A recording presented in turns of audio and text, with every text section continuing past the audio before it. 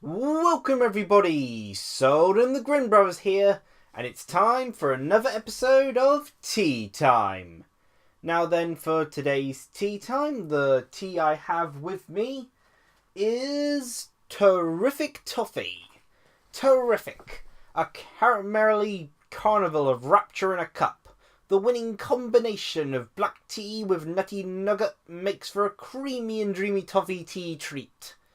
1 teaspoon per 250 mils, 2 to 4 minutes, 100 degrees. I had mine in for free. I've got mine with a bit of milk. For some reason, whenever I try to do tea leaf tea, even with black tea, it always looks way too milky, even with a small amount of milk. But I don't know. It should be just fine, though. I didn't put that much milk in it. It's a black tea with nugget bits, sugar, glucose, syrup, almonds, honey, egg white, natural vanilla, some flavouring apparently, and contains nuts, almond in this case, and egg. That's a warning on the packet. And yeah, not sure why I decided to go the ingredients as well. It's not like you're all suddenly purchasing it. I mean, if T2 want to do an advertisement deal with me so I can promote their teas, I'd be glad to sign up with one. Given all the YouTube ad revenue issues that are going about, it might be good to sign up with a official company. That'd be great. But that's for the far-flung future. That will probably never happen. Now then, for today's tea time, as you might guess from the time of this upload, it'll probably only be a day or two after what's occurred that I actually upload the tea time I am currently recording. This tea time is focused on the April 2017 Nintendo Direct that aired on April the 12th, I believe it was. It was said to be an ARMS and Splatoon focused Nintendo Direct with a few other things, but it turns out when they got down to it that there was a lot of other things, an awful lot. I took up 2.5 pages jotting everything down, and by gosh, they were quick with this Nintendo Direct. When they were reeling off so much information that I was having a hard time watching the trailers and jotting it all down. I'm sure they managed to go through like 5 games within only 2 minutes. Speaking of which, I'll of course skip over games, maybe give them a brief mention if I don't really have anything worth saying about them or have no interest in them. This isn't going to be a brilliant recap of everything. This is more sharing, what I saw that, stuck out to me, what I enjoyed that stuck out to me, and my thoughts on them. So, let's actually begin then. It's already almost 3 minutes and I still haven't actually gotten to the proper subject. So, okay, beginning with the first game they showed off. And again, I watched the Nintendo of Europe's Nintendo Direct, of course, because I'm from the UK. And that's the one I get. So there'll be some things I've got that American and Japanese viewers won't have, and vice versa, of course. Now then, the first game that was shown off was, because they started showing off a bunch of 3DS games first, was Hey Pikmin, which is the 2D platforming Pikmin game for 3DS that they revealed previously. It seems to be a retelling of Pikmin 1, and there's not really much new to say about it. It basically looks like a Pikmin version of Kirby Mass Attack, a game that felt like a 2D version of Pikmin, so really everything just comes full circle. It's apparently coming out on July the 28th. I'm somewhat interested in it. I say somewhat, but it was close to making my list of anticipated games. So I may get it. It depends. There's apparently a lot of games coming out around that sort of time that I'm also interested in, so there'll be a little battle going on there, really. There's also going to be a new Pikmin amiibo figure. They haven't said any details of what the amiibo figures do, but given it's a 3DS game, I won't be able to put it to any use. Because I have regular 3DS, not new 3DS, so no amiibo functionality, and I have yet to find one of those little amiibo devices. Moving on to a game that I am really, really hyped for, and definitely plan on getting at launch. Ever Oasis had a new trailer. I really wish they focused more on Ever Oasis. As a new Nintendo IP, it really needs like a Splatoon level of treatment to really give it the attention to make sure it actually does well and survives in any format. I mean, you don't want another Codename Steam where they showed it off and it kind of just got lost. They didn't know enough to promote it. I mean, I feel people discarded it from the beginning. But in any case, Ever Oasis looks awesome. Comes out June 23rd. You work with Esna, the water spirit, and they said that the game will tug at your heartstrings. And I gotta admit, for looking at some of the scenes, it's adorable, and there already looks to be scenes that will probably tug at my heartstrings. The relationship you seem to have with the water spirit seems very detailed, and I love the character designs. And I'm pretty sure I saw the scene where I think Tefu is either the brother's name or your main character's name, but I'm pretty sure I saw the scene where he either dies or gets captured, because apparently the plot is like this dark wind god has captured your brother and is like destroying oases in the desert, and you found like the last oasis, and you have to preserve it and get it to thrive again and all that, and help out the water spirit. But that's Ever Oasis. Game I'm really looking forward to. The next thing I really wasn't expecting, Monster Hunter Stories. That's apparently getting a worldwide release. It's scheduled for autumn. That's also something I wasn't expecting from this Nintendo Direct. I was thinking that this would only really be focusing on summer releases, but there was release dates for all over the place. Monster Hunter Stories, it looks big. It looks like a lot of places to explore. It's turn-based, and it does kind of feel like Monster Hunter's version of Pokemon. So, I've enjoyed, takes on the Pokemon formula. I really enjoyed Fossil Fire's Frontier, and Pokemon style is basically the easiest way of explaining that game. So Monster Hunter Stories also has my interest, and of course, turn-based RPGs always grab my interest quite quickly. It was at this point in my notes that I noted down how hard it was to jot down notes. Showed off a bit of Concept Revolt, first time it's ever coming out to the UK and other European regions of Europe. It's 20th anniversary, but it's the first time we're seeing it, and that comes out September 1st. RPG Maker Fez. This is one I am looking forward to. It's coming out. Where is it? It's coming out June 23rd. It's got a free demo available. I'm not sure if that's available now or not. Again, I was jotting down notes so quick that I missed out a bunch of stuff. But the main thing I took away from RPG Maker Fez's little tiny bit of information they revealed is that it's getting crossover content with Disgaea. So you can have Disgaea-related content in the RPGs you make, or even make Disgaea RPGs with RPG Maker Fez. Although I'm not 100% sure on that, because I'm pretty sure it'll only be done in like the Dragon Quest style turn-based formula it's got. I'm not sure if you can alter the gameplay in any way to suddenly make it play like other branches of the RPGs. Probably can't. But the fact that it's got crossover content with the Skyra tool is a cool feature that I did not know about. I'm probably going to end up losing most of my life as I get obsessive with trying to make RPGs when I get it. So nice knowing it all. I probably will disappear the moment RPG Maker Fez comes out. Okay. Other stuff, there was Metopia. It seems to be connected to Tomodachi Life in some way. Looks to be like an expansion of that Street Passer RPG sort of game. That's coming out 2017. There was also Fire Emblem Echoes, mainly an announcement that it's going to have free and paid DLC, all bundled up in a season pass as well. Didn't reveal a release date though, or anything like that for it.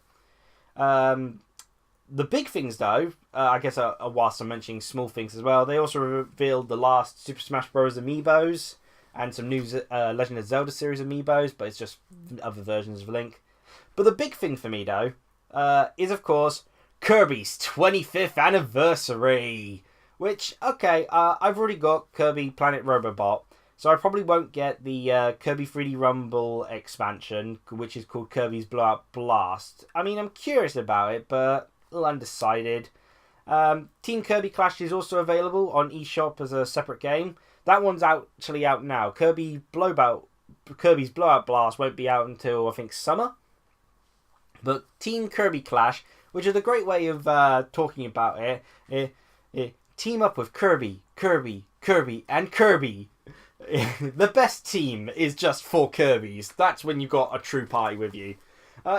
I did enjoy the Kirby Clash, and I did think it was worth expanding on. So, yeah, I am tempted, but at the same time, I never did download the other eShop games, and it's not like I'd have anyone to play with. They were enjoyable enough playing on my own, but I do feel it's more of an experience that would be much more fun if I could get other people to play with me. Don't know if there's going to be an online for it or not. I doubt it, but the big thing is that they're working on a new Kirby game. Apparently described as a multiplayer action game. It's scheduled for winter 2017, and it's unfortunately a 3DS release, so Although on the other hand, this could mean that it's going to be another mainline Kirby game because they've got the engine for Kirby Triple Deluxe and Planet Robobot, so it's easier for them to make a new entry of a Kirby game based off that engine. But at the same time, the way they described it as a multiplayer action game makes me sound like it's going to be a spin-off. We haven't had a 3DS based spin-off in a while, after all. Whereas the Wii U was what got the spin-off. It got Kirby, was it Power Paintbrush, or a Rainbow Paintbrush? I'm not sure if there's. For some reason, they keep changing the titles when they have UK and the US versions for some reason. I'm not sure why. But yeah, new Kirby game. That always has me excited. Kirby! Woo! Get to celebrate his 25th anniversary.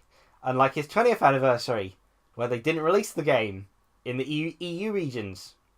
People in the UK didn't get Kirby's Dream Collection. Oh, no. We got nothing. I'm never letting Nintendo ever forget about that. That's always a salty point for me. The other thing, however, one thing I wasn't letting them forget about, but they are actually releasing with much sarcasm, really, because they're going, finally comes here! Better late than never! Dr. Kawashima's Devilish Brain Training is finally coming out in the UK and EU. Yes, funny enough, everywhere else has already had it for ages, but it hasn't been out here at all. We're only just now getting it. It's been to be dated for like 3 years, and now it is coming out. It releases on July 28th, and I gotta say, I'm actually somewhat tempted with it. The focus of the brain training, being able to focus you on paying attention to things and not getting distracted, does actually appeal to me, and I feel that some of the things, the issues regarding being able to focus on things, and how nowadays with the internet era, you're constantly sort of like clicking on different sites continuously just to check for updates, even after just a couple of minutes, and constantly doing something that what the Devilish Brain Training promises to help you out with, I think would be a good thing for me. Yeah, it's weird. It does effectively come across as it is effectively an edutainment game, as it were, technically. I mean, it's more for, the health benefit purposes than as a proper game, but the concept for this one does have appeal to me. I can understand how that could benefit me. But that was all the 3DS stuff, and there's so much more to go through. I guess I'll go on to what came next, which they first started. They sandwiched the sort of like small Switch details in between the big Switch games they had to focus on for this presentation. So let me move on to ARMS, a game I am looking forward to because it is basically Punch-Out combined with Pokken Tournament, and that sounds absolutely amazing. I'm not sure what you could do to make it even more appealing. I guess add Kirby. Kirby does help make things even more appealing for me. The commentator for the series of ARMS, which they used for this promotion trailer direct information about it, was Biff. He's like a golden trophy stand or microphone with a fist on his head. They talked about the special attributes of ARMS, which activate when charged, and they have sort of specific element typings. Attributes can range from like the basics of like fire, water, wind, to more obscure, weird stuff like blind. Blind is, the element that we all truly strive for. Blind. You can buy and unlock new arms from in-game purchases. Apparently, from the looks of the match they ended up showing off, you don't get a lot of money from winning a match, but that could just be for online only or something. But so it's going to be a hard time trying to unlock those arms, at least if the currency rewards are what they showed off in the Nintendo Direct. You can mix and match arms, of course, and they showed off plenty of like snippets of new stages, but didn't really focus on any. There was this one sort of like pink sort of hologram techno stage where the floor would raise up and down, and there was like a tree stage where the trees would, obviously in the middle and such, and would get in the way. But the main focus came in the form of focusing on a newly introduced character, Min Min the Ramen Bomber. And her special ability is that she can deflect attacks in the air with a kick, and she actually adds a lot of kicks to her attacks. She doesn't just purely focus on punching you. They showed her off with a Min Min fight against Springman and some of their special abilities and such. And it was a pretty nice time. It wasn't as in-depth as I was hoping for, particularly given that the game comes out June 16th. So that's not a lot of time to really show off new information. But, maybe if they have a constant stream of information going forward, it'll keep people hyped for it. I like the look of ARMS and I hope it does well. I also arms can be temporarily damaged in battle, so you can't use one of your arms for a little while, and that's going to be a real sort of crisis moment in the middle of a match, particularly online. And they have 2 versus 2 matches, which is pretty cool. That wasn't a feature I was expecting. Still nothing on the single player, which I was mainly hoping for. But what they did show, I did enjoy, so that's a plus. They'll also be bringing out neon yellow Joy-Cons and battery packs in association with ARMS. I'm guessing the yellow is because the ARMS title is yellow, but I'd say that's pretty cool. I like the colour, but honestly, I'd rather just get mix and match Joy-Cons, because that's why I got the neon red and neon blue Joy-Cons, because they're different colours. That just had a lot more appeal to me. Oh gosh, I've been talking so fast trying to get, which to be fair, the Nintendo Direct jam-packed so much little bits of information. I am going to try out this tea, my T2 Terrific Toffee. I of course made it with tea leaves, because that's how all the teas come from T2. Let's try this.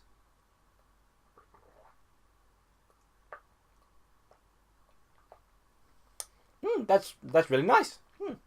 Didn't taste... Toffee's not quite as strong as expecting. There's little almond nuts that you could sort of get in the sort of pack. It's kind of hard without being able to show you, but basically you got the tea leaves and you got the little almond nuts, and I only had like 2 in the sort of spoonful I did. Might try more of a spoon, second spoonful with this to make the toffee a bit stronger. That or trying it without milk. It tastes nice, but it's not as... It's the toffee flavour I can taste, and I really enjoy the toffee flavour, but it's not as strong as I want it to be. I need to make it stronger. More power! Infinite power! Still very nice. Basically a sweet black tea with a bit of a toffee edge, as it were. Very nice. And for the future of my tea, well, the next tea time, I've got a very special tea that I'm probably going to mess up trying to do, but you can look forward to that. In any case, moving on back onto the Switch-related games, that's when they started to show off a bunch of Switch games. I've listed some as just various Switch games, ones I didn't bother to focus on much. Mario Kart 8 Deluxe, Ultra Street Fighter 2, Minecraft, tons more Neo Geo games. Hamster are putting those out so quickly. And that's kind of weird just saying it like that. Hamster put out Neo Geo games quickly. Hamsters.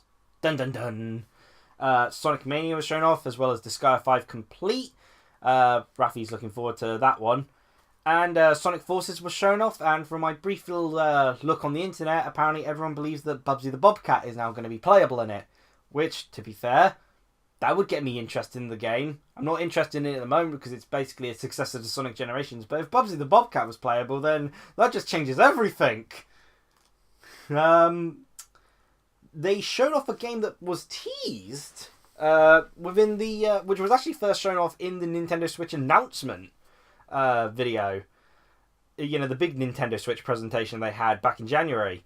But many people missed it. Project Makeru. It's like a panel flipping game. It looks like a Mario Party, basically like an expanded version of a Mario Party minigame. Or that one minigame from Kirby 64. It was my favourite of the minigames. Where you sort of like struck forwards and made panels in front of you change to your colour.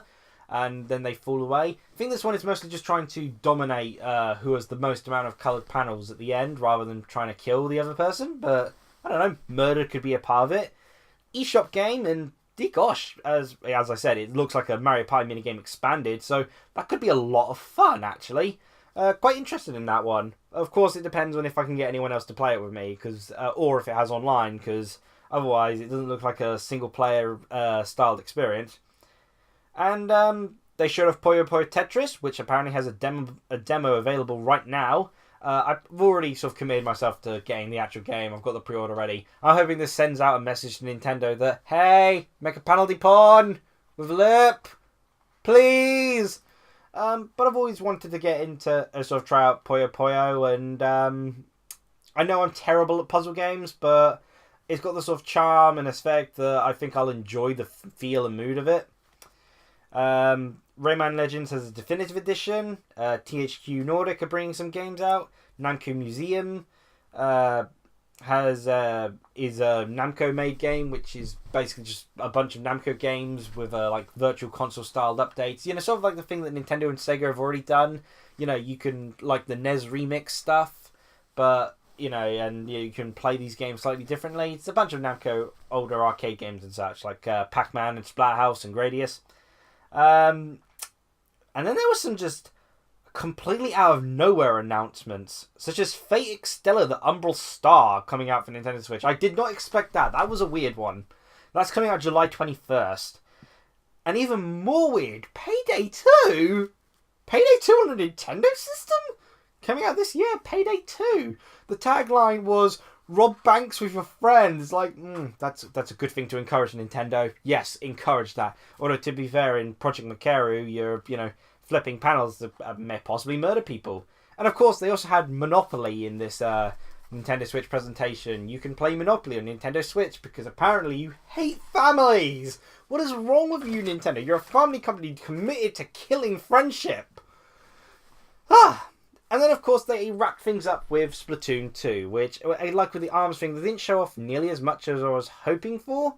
But at the same time, with the Splatoon 2 thing, I don't feel it's as much of a problem because they've got longer for that to come out. I imagine Splatoon 2 is going to get E3 showing because it's not coming out until July 21st.